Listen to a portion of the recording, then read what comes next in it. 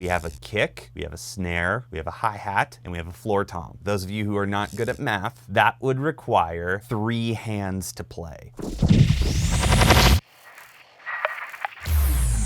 Are you trying to get realistic sounding drums, but they sound like this?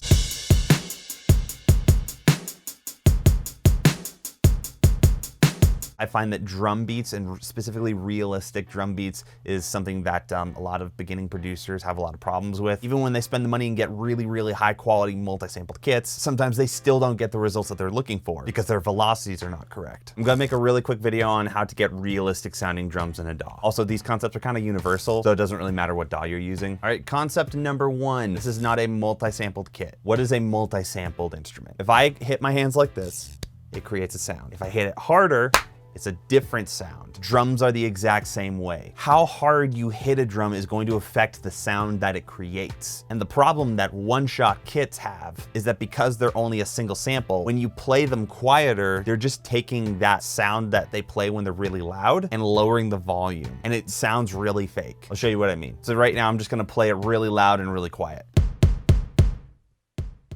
It's just taking the loudest sound and playing it quieter. That's not how drums work. So we are going to take this MIDI and we're gonna move it up, play it on this guy, which is just a better quality kit. I'm just using the rock solid EZX in Superior Drummer. But you can hear that it still is kind of suffering from the same problem that the other kit has. And so now we are going to get into velocities. We're gonna go into the MIDI here, and we're gonna pull up the velocities. And as you can see, every single hit is at 100%, and except for this slight build at the end. And again, this is not how drummers really play. And here's why you shouldn't max out the velocities. When you max out the kick drum, you get this sound called burying the beater. It's where the drummer will hit the beater of the kick drum and will sort of dig it into the head even after the hit is done. You don't want that for every hit because A, it's too much, but also no drummer is able to bury the beater quickly. It's not natural to how your foot would actually move. And with a snare drum, if you max out every snare hit, then every hit is going to be a rim shot. A drummer can't just rim shot everything. If you're doing a backbeat, you can, but you don't want every single snare hit to be a rim shot. Also with cymbals, if a real drummer hits cymbals super hard, what happens is he chokes out the cymbals and they stop ringing. So basically having every single hit be max volume is not a good thing. And so now what we're gonna do is we're going to try to make these velocities more accurate to what a real drummer would play. So velocities go from 127 all the way down to 1. 127 is the loudest, and 1 is the quietest.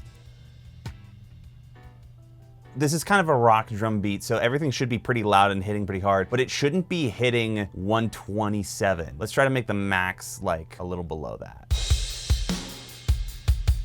First thing I do is the kick drum. Normally, when you see 2 fast hits like this, da-da, I try to make the first hit just a little bit less than the second hit. Drummers sitting at a drum kit and they go da-da with the kick. Their second hit is probably gonna land a little bit harder than the first one. At least when I drum, that's what I notice I tend to do. We're just going to copy that everywhere we see 2 hits. And in this lead up, just before it loops back around again, he's doing 3 hits in a row, so that first hit is not gonna be as strong.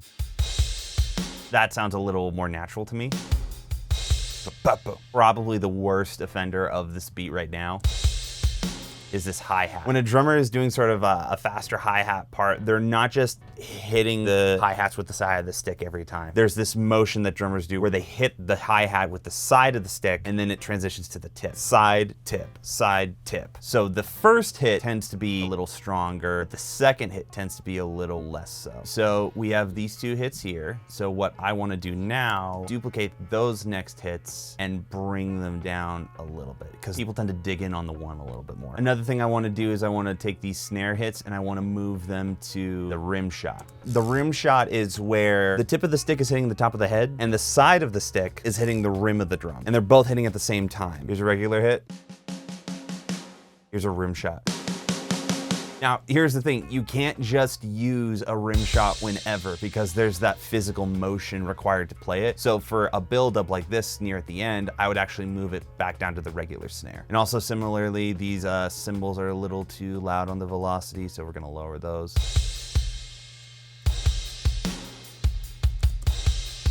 You know what, for the sake of it, let's just throw in some ghost notes. So again, we're gonna move them down to here because we don't want them to be as loud as the rim shot. And I just keep playing it until I slowly hear it. And you have to decide with something like this, is he rolling it or is he playing it as a double stroke? Because if he's playing it as a double stroke, I would probably do something like this, where the first hit is not as hard and the second is a little harder. So why don't we try something like this?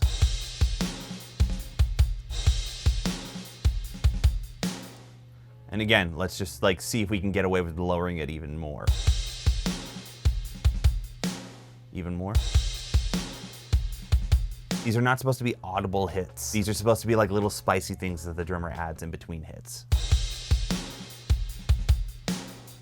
Another thing that helps is having hits not perfectly quantized. When you buy MIDI packs online for like drum kit stuff, most of the time they get those from real drummers playing on an electronic drum kit and they just take the MIDI from that, and they're not perfectly lined up every time. And if you want to replicate that, you can do that manually by sort of selecting some random hits and then literally just by like a millisecond, not even a major amount of time, just like move it off slightly. And you can just do that to add a little bit of naturalness. Another way of doing that is most drum companies that sell plugins like this, like Superior Drummer, they actually have a humanize function. And what humanizing does is it actually, at random points, random MIDI hits will not be perfectly on time with the grid to replicate that feel. So sometimes there are ways to get around it without having to manually change your MIDI, but it can be done. The last thing that we look at, does anyone else notice something here?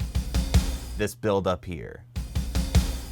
We have a kick, we have a snare, we have a hi-hat, and we have a floor tom. And for those of you who are not good at math, that would require 3 hands to play. These are parts that I like to call Dr. Octopus parts. The scourge of Spider-Man.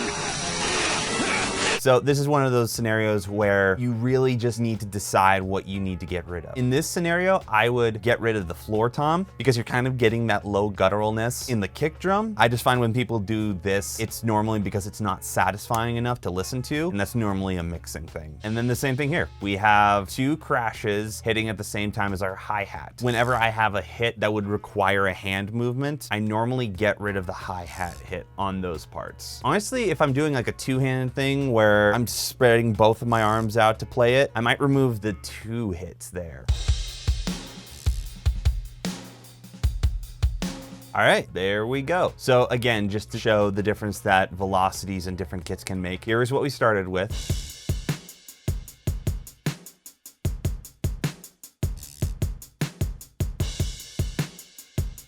And here's where we ended up.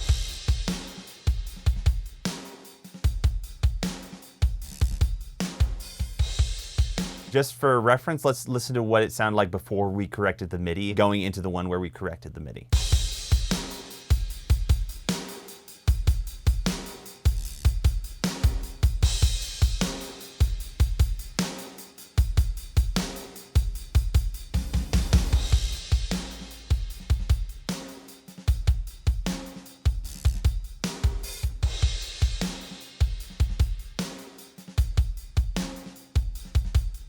And just for craps and laughs, let's listen to what velocity sensitive MIDI sounds like on just the regular one-shots.